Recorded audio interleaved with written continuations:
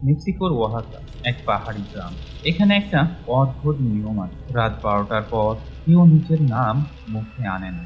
2001 সালে নৃতত্ত্বের ছাত্র Diego Ramirez গবেষণার জন্য সেখানে যান।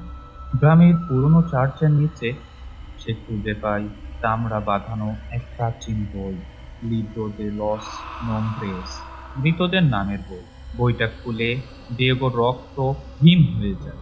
প্রতিটি পাতায় একজনের নাম, আর পাশে তার মৃত্যুর তারিখ। সবই ওই গ্রামের মানুষের নাম। শুধু শেষ পাতাটা ছিল ফাঁকা। সেই রাতে চার্চের ভেতর থেকে একটা ফিসফিসানি ভেসে আসে। এক একটা নাম উচ্চারিত হচ্ছে, আর গ্রামের কুকুরগুলো একসাথে আর্তনাদ করে উঠছে। সকালে খবর আসে গ্রামের এক বৃদ্ধ মারা গেছে, ঠিক সেই নামটা যেটা দিয়েগো বইতে দেখেছিল। কাঁপা কাঁপা হাতে দিয়েগো আবার বইটা খোলে। সেই শেষ ফাঁকা পাতা এখন আর ফাঁকা নেই। সেখানে রক্তবর্ণ কালিতে লেখা একটি নতুন নাম, ডিয়েগো রামিরেজ।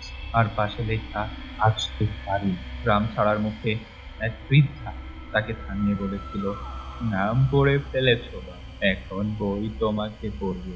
ডিয়েগোকে আর কোনোদিন পাওয়া যায়নি। আজও সেই চার্চের নিচে বইয়ের পাতাগুলো নিজে নিজেই উল্টে যায়, পরবর্তী নামের অপেক্ষায়।